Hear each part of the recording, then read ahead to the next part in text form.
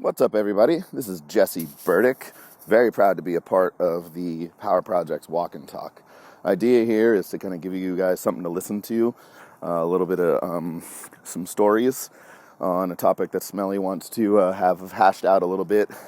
So what I've been asked to talk about is the ketogenic diet. What I did working with Smelly when he was at his biggest, kind of got him down in the first cut that he's made, what I do with athletes, and how to kind of generally approach the ketogenic diet. Now, it's a much bigger topic than to fit in all of 10 minutes. So I'm going to give some truncated stories and, kind of deal out as much information as I can while I'm on my 10-minute walk, and you guys can kind of enjoy some stories and hopefully learn something on your 10-minute walk. So, my introduction to the ketogenic diet was with John Kiefer, formerly of Dangerously Hardcore, currently of Body.io. Along with, having known about the Warrior Diet, Joel Marion's Cheaters Diet. These things are all things that I'd read about, known about, somewhat even tried, but it wasn't until I met Kiefer that I really got interested in the why and how of the ketogenic diet. This is something that I preach to all my clients and all of my athletes is expectation management. So for me at the time, I was going through a whole lot of stuff in my personal life, getting a divorce, battling over child custody. So it really wasn't in my best interest to have a lofty goal of being a great strength athlete. So what I did was I kind of took a look at things, set my priorities straight with the help of obviously having coaches and, mentors and just great friends. And I figured out the best thing for me to do is get unfat at the time. So John took me through things, really helped me understand things and know how to tweak and know how to see some things and in the diet and how your body is reacting, and then kind of cut me loose and let me do my own thing. And in that, Smelly saw how jacked, tan, and sexy I got. He had just hurt his leg. He and I had a similar talk about expectation management, and he decided it was time for him to start to lose some weight, get a little healthier, and go from there. So the first thing that we did, just like anybody that I would deal with, was pull out all carbohydrates. And the idea here is not to starve you. The idea is not necessarily to do anything. It's just to, A, let you realize the carbohydrates that you eat. B, kind of force you to have a buy-in into the diet. You're not even really dieting yet until you're a week in, until you hit the ketosis. Instill some discipline and just get used to things. After that week to 10 reset, meaning as low carbohydrate as you can. Now, again, the devil's in the details. For Smelly, when he was getting up, drinking his coffee, he was using sugar. That's something that I'm never going to take away from any of my clients. There's carbohydrates in everything. So to realistically try and think that you can grab something that's zero carbohydrates and be in a zero carbohydrate state at the end of the day is kind of silly. But you just do your best. Usually at the end of those 10 days, once you've done this, you're going to have a small refeed. This is where people usually get things wrong.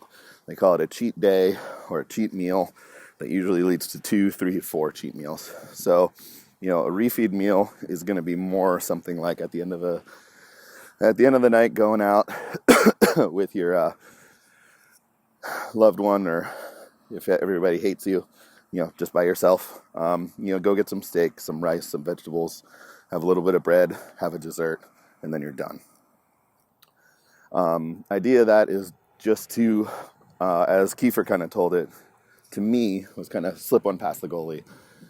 The science behind it is a little more complicated, but basically what we're doing is using those carbohydrates to help replicate the hormone leptin in your body. And by doing so, you rev your metabolism up and you actually within about 24 to 48 hours, you are actually lighter than when you even started eating your carbohydrates. So that's kind of the second step into the diet. That's something that I did with Mark. Something that, and then obviously kind of go back and you repeat 0 carbohydrates and you go in. What I found out was that just a consistent 0 carbohydrate diet or close to 0 carbohydrate diet only works for a certain amount of time and for a certain person. So anyone who is performance goal oriented, whether you're a strength athlete, CrossFit athlete, physique athlete, we need carbohydrates. So what I did was I kind of developed this little kind of tier system, meaning your first week out of your 0 carbohydrate diet, you get your cheat meal. After you've done that, you kind of go back and do the same thing. Once you've hit that second cheat meal, the next week we start kind of layering in carbohydrates. We start with spinach every other meal. The kind of that third week, if you will, fourth week, spinach at every meal. And by the time we're in the 6th week area or so, we will start to add back in a little bit more carbohydrates, and it'll be all focused around performance. So what that means is we're going to eat a bulk of all of our carbohydrates, because we're not really eating a bunch anyways, all around your workout. We start with, depending on the athlete, 20 to 50 grams of carbohydrates pre-workout. If everything goes as planned, meaning you're getting leaner, losing weight, strength or performance is at least staying par and not dipping down, we're going to go ahead and add in a little bit more carbohydrates the following week. So now you're going to get 20 to 50 pre, and then 20 to 50 during, and then the following week again, depending on how progress is being made, we'll add 20 to 50 post-workout.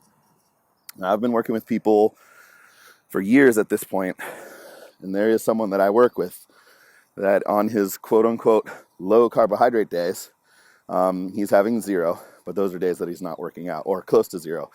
He's having, a lot of veggies, fruit, etc. So, these are negligible carbohydrates in my opinion.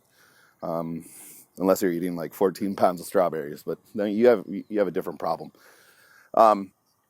But on his workout days, he's consuming close to about 400 grams of carbohydrates, and he's still making progress on his diet when we switch into this sort of a phase of his diet.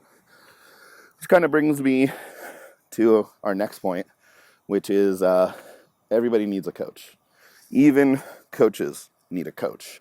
I'm in a really cool, lucky position to have had some great coaches of my own, starting back to, Little League with my dad, all the way up through, having Mark, Matt Wenning, Joe Ken, all of these just wonderful strength and conditioning coaches, helped me out through my journey, not only physically, but also kind of, business-wise as well. I think one of the best things that I do as a good friend and a good coach, especially for Mark, was just be an ear to kind of bounce ideas off of. And I would get a lot of calls from Mark, mostly because he was bored laying on the couch because he couldn't move. But we'd really talk about what we're doing, why. And it's great when someone, whether it's a friend or a client, is interested in something that you know well, because you kind of get to show off your knowledge. But it's also great because you're kind of teaching it, so you get to relearn it again. So if you are a coach, make sure you're, having those opportunities to teach and do those things, because you get to learn at the same time. But Mark needed a coach then, and he would politely push back. He didn't like the refeeds because he has somewhat of an addictive personality, and he wanted to never go off of it. When I explained to him kind of the science and the why behind it, he reluctantly decided to do it. And he ended up, like I said, about 48 hours later, being lighter, feeling more energetic, feeling better, because he'd been, 2 or 3 weeks without a lot of carbohydrates. So as much as I am so for being your own coach and kind of trying to work your way through things, if it's time for you to really kind of, put the screws to things, really time to take advantage of or really trying to make some progress, hire a coach. They're worth the money, it's worth the knowledge, and the greatest thing is you're going to go ahead and be able to take that and kind of pass it along as well. And that's the way that the world should work, and hopefully that's the way that the world will work, where everyone is just trying to make sure that the knowledge kind of gets passed down. It's almost as if, back in the days when we didn't have books, it was all an oral history. So, working with someone and getting them through a situation is how you learned it and how you learn to then therefore kind of pass it on to the next person. So again, there's a lot of information there for you guys. Hopefully it kind of sparked some interest. Hope you guys had a little bit of fun with it. Hopefully you learned something. More than that, hopefully you're just out getting your 10-minute walk in, being healthy.